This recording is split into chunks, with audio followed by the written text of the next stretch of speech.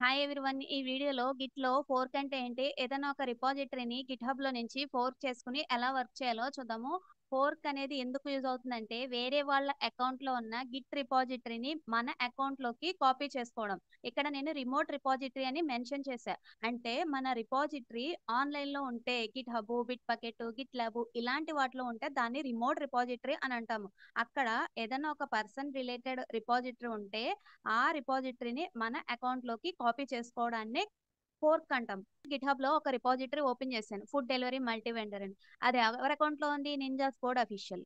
So, ఈ గిట్‌హబ్‌లో repository ఏదైతే ఉందో అది మన గిట్‌హబ్‌లోకి కాపీ చేసుకోవచ్చు. ఎలా అంటే ఇక్కడ మనకి ఫోర్క్ అనే ఒక బటన్ కనిపిస్తుంది కదా! ఒక ఆప్షన్. దాని మీద క్లిక్ చేస్తే ఇక్కడ మనకి కౌంట్ కూడా చూపిస్తుంది. ఇంతకుముందు ఎంతమంది ఈ రిపాజిటరీని ఫోర్క్ చేసుకున్నారు అంటే వీళ్ళ రిపాజిటరీని వేరే వాళ్ళ అకౌంట్‌లోకి సేమ్ కాపీ చేసుకున్నారు. ఎందుకిలా చేసుకోవాలి అనంటే, మనము రియల్ టైమ్‌లో దీన్ని ఎక్కువగా ఓపెన్ సోర్స్ కంట్రిబ్యూషన్‌లో యూజ్ చేస్తాం. అంటే ఏంటంటే, గిట్‌హబ్ కానీ, బిట్‌బకెట్ కానీ అలాంటి వాటిలో ఒక రిపాజిటరీ క్రియేట్ చేసి, ఆ ప్రాజెక్ట్ సోర్స్ కోడ్ అంతా పెడతారు. ఎవరైతే దాంట్లో ఉన్న ఎగ్జిస్టింగ్ ఇష్యూస్ కానీ, లేకపోతే కొత్త ఫీచర్స్ యాడ్ చేయాలని అనుకున్న ఇండిపెండెంట్ డెవలపర్స్ ఎవరైతే ఉంటారో వాళ్ళు దాంట్లో కంట్రిబ్యూట్ అవ్వచ్చనమాట.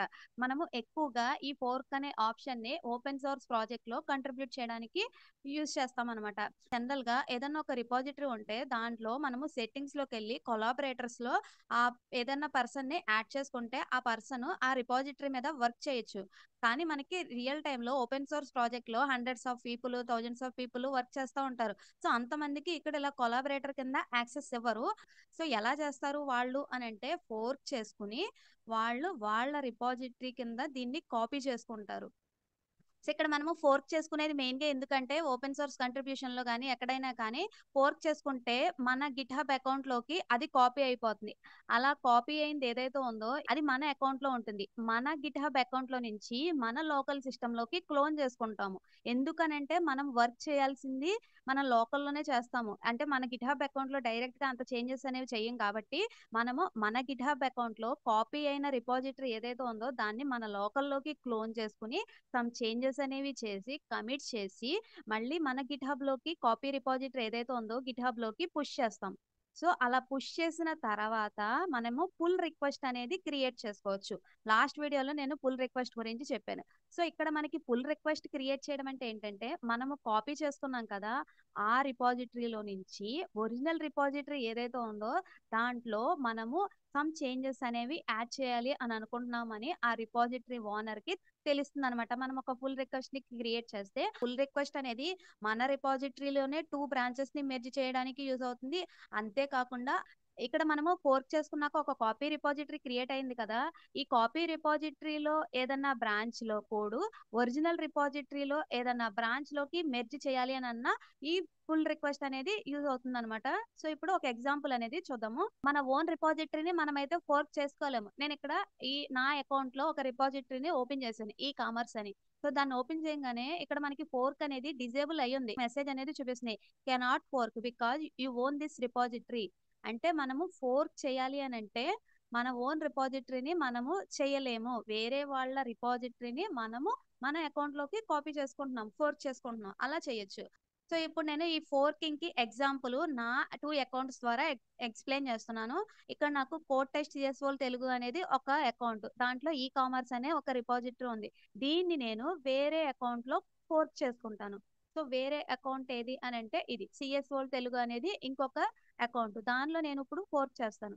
ఎలా ఫోర్క్ చేస్తాననంటే జస్ట్ నేనక్కడ యూఆర్ఎల్ ఏదైతే ఉందో అది ఎంటర్ చేస్తున్నాను. కోడ్ టెస్ట్ అనేది ఏదైతే ఉందో ఆ అకౌంట్‌లో కామర్స్ అనే దాన్ని సీఎస్‌ఓల్ తెలుగు అనే ఇంకొక అకౌంట్‌లోకి పోర్ట్ చేసుకుంటున్నా. ఈ సీఎస్‌ఓల్ అకౌంట్‌లో రిపాజిటరీస్ ఓపెన్ చేసినట్టయితే మనకి టాప్‌లో గిట్ డెమో అని ఉంది. నేను ఎప్పుడైతే ఫోర్క్ చేస్తానో అక్కడ మనకి ఈ రిపాజిటరీ యాడ్ అవుతుందనమాట. ఫోర్క్ అనే బటన్ ఏదైతే ఉందో దాని మీద క్లిక్ చేస్తున్నాను. ఇక్కడ డిస్క్రిప్షన్ చూపిస్తుంది. Fork is a copy of repository అని. మనం ఫోర్క్ చేసుకున్న దాంట్లో ఏ చేంజెస్ చేసినా ఒరిజినల్ దాంట్లో ఏమి చేంజెస్ అనేవి అవ్వవన్నమాట. పుల్ రిక్వెస్ట్ క్రియేట్ చేసి వాళ్ళు మెర్జ్ చేస్తే తప్ప ఇక్కడ కామర్స్ టెస్ట్ అని ఒక నేమ్ ఇచ్చుకుంటున్నాం. మన అకౌంట్‌లో ఈ రిపాజిటరీకి ఏ నేమ్ కావాలంటే ఆ నేమ్ అనేది ఇచ్చుకోవచ్చు.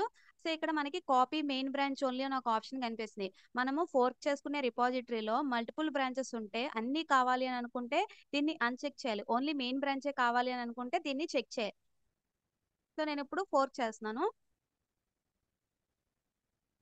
ఫోర్క్ అయిపోయింది.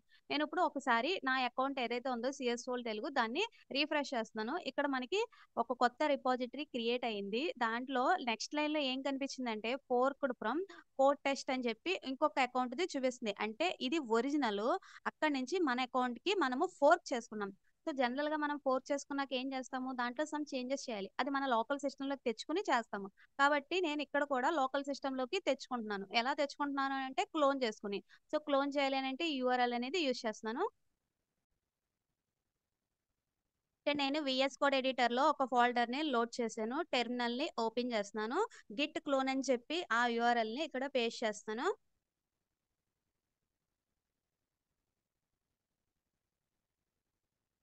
సో ఇక్కడ మనకి ఇందులో గిట్ డెమో అనే ఫోల్డర్ లో ఈ కామర్స్ టెస్ట్ అనే ఒక సబ్ ఫోల్డర్ క్రియేట్ అయింది. ఈ కామర్స్ టెస్ట్ అనేది మన రిపోజిటరీ అనమాట. నేను ఇప్పుడు మళ్ళీ దాన్ని సెపరేట్ గా లోడ్ చేస్తున్నాను. దీంట్లో ఈ కామర్స్ టెస్ట్. సో దీంట్లో నేను ఇప్పుడు జస్ట్ ఒక సింపుల్ చేంజ్ అనేది చేస్తాను. మనం జనరల్ గా ఏం చేయాలి అని అంటే ఒక కొత్త బ్రాంచ్ ని క్రియేట్ చేసుకుని చేయాలి. సో నేను ఇప్పుడు దీంట్లో ఒక కొత్త బ్రాంచ్ ని క్రియేట్ చేస్తున్నాను. గిట్ చెక్అవుట్ -b అని చెప్పి నేను ఇక్కడ డెవ్ అని చెప్పి ఇస్తున్నా. సో ఇక్కడ మనకి డెవ్ బ్రాంచ్ అనేది క్రియేట్ అయ్యింది. దీంట్లో నేను ఏం signup.html అని చెప్పి ఒక ఫైల్ ని క్రియేట్ చేస్తున్నాను. ఒక హెడ్డింగ్ ని పెడుతున్నాను. దాంట్లో జస్ట్ ఇక్కడ నేను ఇప్పుడు ఒక కమిట్ అనేది చేస్తున్నాను. సైన్ అప్ ప్యాడ్ అని చెప్పి రాస్తున్నాను. తర్వాత డెవ్ బ్రాంచ్ ఏదైతే క్రియేట్ చేసామో అది పుష్ చేయాలి. కాబట్టి నేను ఇక్కడ గిట్ పుష్ ఆరిజిన్ డెవ్ అని ఇస్తున్నా. అంటే రిమోట్ రిపాజిటరీలో డెవ్ బ్రాంచ్ కి పుష్ చేయమని. అక్కడ రిమోట్ రిపాజిటరీలో డెవ్ బ్రాంచ్ లేకపోతే కొత్తగా క్రియేట్ అవుతుంది అనమాట.